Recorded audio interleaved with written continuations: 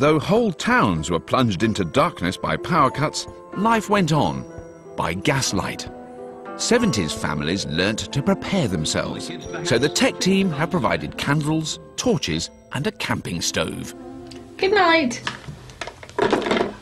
It's as a result of the miners' industrial action, and the power cut will last until the morning. Oh, good blimey, that's a bit fierce. Put it down, perhaps. No, Riley. Oh, listen to that noise and that smell. Really remind me of camping holidays. Is that secure? No, darling, it isn't secure. It's a little tiny trivet with a pan on it. The miners may have downed tools, but a true homemaker never does. I need to make the jelly now because I've got to go to work in the morning, even if there is a power cut, and there won't be any pudding for tomorrow night if I haven't got on with it now. Should we bring the... Okay, marble, fun, buckaroo or Cluedo? Oh, buckaroo, definitely. For just a little bit of one night fun, it brings back huge memories, doesn't it, of family togetherness, which is why I said, let's play games. Let's play games and make jelly. It's not that funny. Oh, dear. I think the fact that we haven't got that much to do, it makes it extra special as well. It's not like we're missing anything. Adam. Actually, I was quite enjoying If you Doctor haven't got Who, much to do, just let me know, because I don't seem to stop. I'm constantly washing up or cooking or cleaning, so chip in if you're feeling a bit bored. I don't think life was that great. You had to do a lot more for yourself. Yeah, you had to do a lot more for yourself. Now there's lots of power cuts, lots of strikes. No central heating. No phones. No, like, high-tech. No.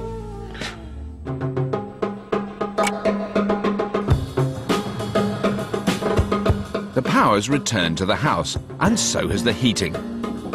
By the mid-70s, half of British homes were centrally heated, which is just as well for Hamish and Georgie, who are up at 5 a.m. Hamish is about to start his first proper job, a paper round.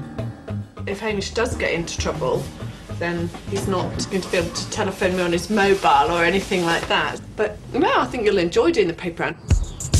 Quick, quick, you're going to be late, hurry up! Paper rounds are a big part of a 70s childhood. But today, newsagents struggle to recruit paper boys and girls. Mainly because modern parents fear for their kids' safety walking the streets alone.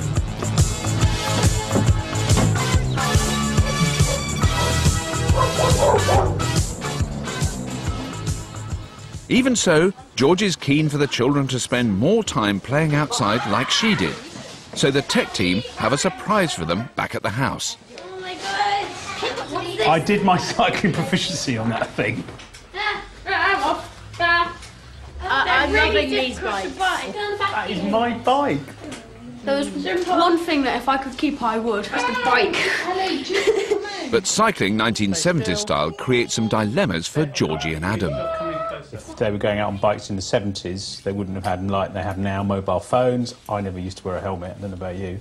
Well, they would have to wear a helmet. But, mobile phones? The mobile phones, so often when I try to ring one of the kids, it's either turned off or they've got it in the bag and they can't hear it ringing anyway. Or they've forgotten it.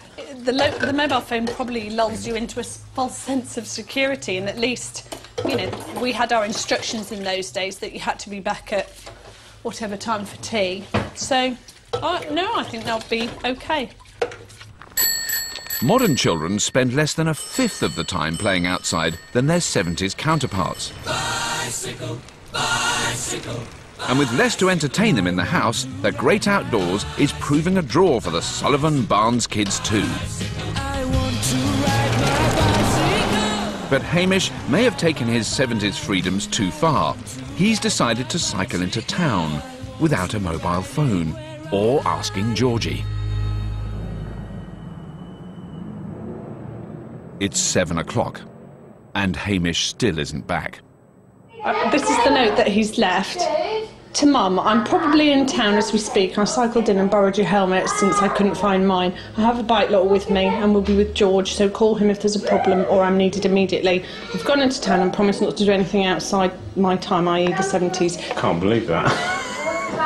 on the chopper that he got yesterday that'll probably get stolen in the dark in winter. No lies. And he could have rung me at work. I'm furious. Absolutely furious. Well, when he gets home, he's going to go to bed without any supper tonight. Because in the 70s, he probably would have got smacked, but I can't do that. No, don't do that. He doesn't have a mobile on him, and he's suggested that I might call his friend on his mobile, but of course I haven't got his friend's mobile number because it's on my confiscated mobile. This could be him. At 7:30, Hamish finally returns. Don't hire me. Go and put the helmet in the porch. What? And come back in here. I'm really angry with you. You know that wouldn't have been all right with me, going into town on the chopper, and you could have rung me at work, and I'm really cross. So you're not having supper, you're going upstairs now. You can have a bath and wash your hair, and then you can go to bed. In the 2000s, I wouldn't have sent him to his room as a punishment because everything that he loves is up there, his computer, his PlayStation. But in 1970, it's colder upstairs and there's not really very much to do. Maybe I should ban the typewriter. People in the 70s didn't communicate when they went out, they just planned ahead.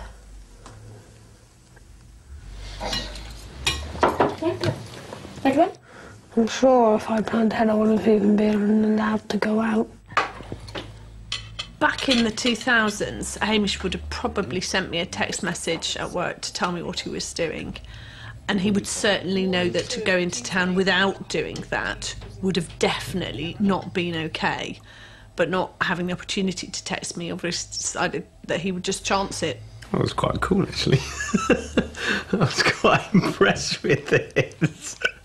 Just with the way it was all planned and executed. And the typed letter. The typed letter, which must have taken ages, and the fact he thinks the chopper's really cool, because I think the chopper's really cool too. Hamish is in a bit of a mood because Mum told him off because he went into town with the chopper.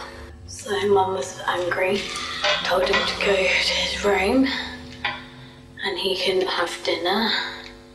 Now he's gone to bed in his truck. Now he's already asleep. It's power cut jelly. That looks quite good. The family are halfway through their time in the 1970s. It's nice, I like it. And the demanding schedule of domestic chores is taking its toll on Georgie.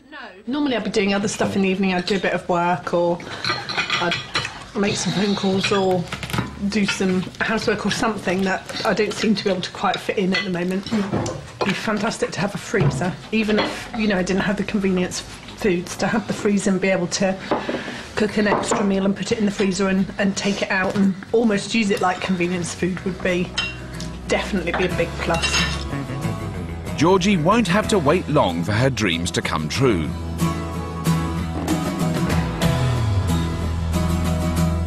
Freezers were initially sold as a place to store homegrown fruit and veg, or even a whole pig. In the mid-70s, Britain took the deep freeze to its heart, but used it for entirely different purposes. Dr. Ben Highmore has managed to find what he hopes is a 70s model. This is massive. Yeah, it's your proper original chest freezer. During the 70s, women were moving away from traditional roles as housewives to joining the workforce. One of the things that allowed them to do that was the freezer. It freed them up from doing the daily shop. Now they could just do a weekly shop and have the corner shop in the home. But I'm slightly worried whether it is a 1970s freezer at all, or whether it's a 1980s, early 80s freezer. Oh, it smells like it's from the... You're going to have to clean that. Chest freezers would basically be fairly standardised in technology. So I'm thinking that we just clean it up and maybe kind of give it a bit of a makeover to make it look a bit more 70s. It's going to look ridiculous. It's going to look great. Customising appliances with sticky-backed plastic was common practice in the 70s. This way, any appliance could blend in with the brown all around. How's that looking, Lindy? It's quite cool, isn't it? But it looks 70s. It looks more 70s now than it did before. It does look very 70s. OK, I'm going to take you around to the family then. By 1975, half of British homes had a deep freeze, despite the fact that they cost almost £1,000 in today's money and took up an awful lot of space. Oh, good morning. Georgie, hello. Got a delivery for Oh, you. my dreams have come Yes, true. I feel really disloyal to womankind being excited about a piece of So you should, so you should. electric kitchen apparatus. Where do you want us to put it? Gosh, I don't know. It's so big. It's bigger than the is huge, fridge. isn't Maybe the garage. You almost need a garage to fit one of these in. We look like pallbearers. So you want to show us where you'd like us to put it? Probably quite near the garage door, so I don't have to throw it in. Maybe here? Right. I think one of the first things you're going to need to do